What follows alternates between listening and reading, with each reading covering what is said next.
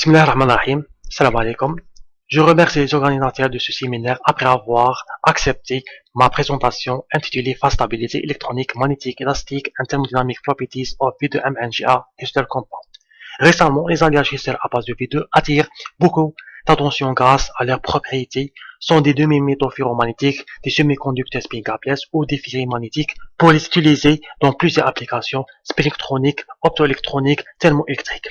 Le but de notre travail est d'étudier les différentes propriétés du V2MNGA par la méthode FPLAPW mise en application de le code VN2K en utilisant l'approximation GGA. La première étape est de déterminer les propriétés structurales. Pour cela, nous avons effectué des optimisations structurales pour les deux structures, la structure L2N du groupe d'espace F1-3M et la structure inverse XA ou le groupe d'espace F-4-3M. Les graphes sont illustrés dans la figure 1. D'après cette figure, la structure XA, l'inverse, dont l'état ferromagnétique est la plus stable comparée aux autres puisque cette structure a une énergie plus basse. Le tableau 1 présente les valeurs calculées du paramètre de Maille, le modèle de compressibilité et sa dérivée pour les deux structures dont l'état non magnétique et ferromagnétique. Le paramètre de Maille calculé est en bon accord avec le paramètre de Maille trouvé par la référence 3. On a calculé aussi l'énergie de formation définie comme étant la différence entre l'énergie de cristal et la somme des énergies des atomes constituant ce cristal dans leur état standard. Nous avons trouvé une valeur négative, ce qui signifie l'existence et la stabilité et qu'il est possible de synthétiser notre alliage V2MNGA.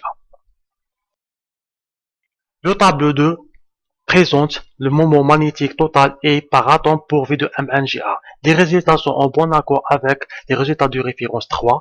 Le moment magnétique total suit la règle de Slater-Pauling. Le moment magnétique total égale ZT-18. La différence entre les moments magnétiques pour les deux atomes de V résulte aux différents environnements atomiques.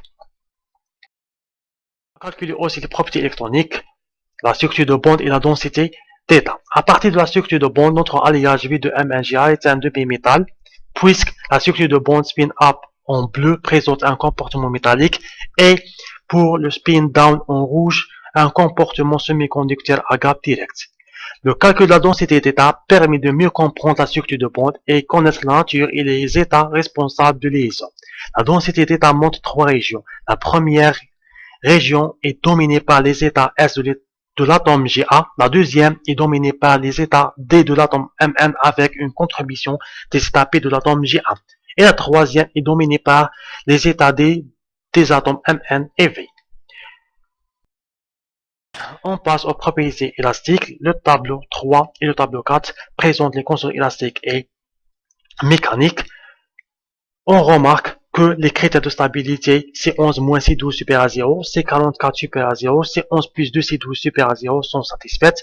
Le modèle de compressibilité trouvé à partir de l'équation de Managa et le modèle de compressibilité calculé à partir des constantes élastiques sont presque mêmes. Le facteur d'anisotropie A est différent de 1, donc V2MNGA est un cristal anisotrope. Le rapport Pi sur G est supérieur à la valeur critique 1,75, ce qui nous permet de dire que V2MNGA est un matériau ductile. Finalement, on a calculé les propriétés thermodynamiques. On emploie le modèle quasi-harmonique de Debye qui est implémenté dans le programme Gibbs. La figure 4 présente l'effet de la température sur le volume, le modèle de compressibilité, la capacité calorifique à volume constante, le coefficient d'excitation thermique et la température de Debye pour V2MNGA pour différentes pressions de 0 à 60 gigapascal. On remarque que le volume augmente avec l'augmentation de température. D'autre part, le volume décroît avec la croissance de pression à température donnée. Le modèle de compressibilité diminue avec l'augmentation de température et augmente avec l'augmentation de pression à une température donnée. La capacité calorifique à volume constant augmente considérablement aux basses températures, puis l'augmentation devient lente à des températures très élevées jusqu'à atteindre la limite de Dulong-Petit comme prévu par la théorie. Le coefficient de dilatation thermique augmente brusquement pour les faibles températures. Quand la température est supérieure à 300 Kelvin, la dépendance de ce coefficient en température est très faible. Lorsque la pression est constante, la température de Debye diminue presque linéairement avec l'augmentation de la température et à une température donnée, La température de départ augmente avec l'augmentation du pression. On peut conclure notre présentation que nous avons construit une importante base de données pour l'alliage risque élevé de MNGA qui sera extrêmement précieuse pour les chercheurs qui tentent de synthétiser ou d'étudier cet alliage dans les laboratoires. Merci.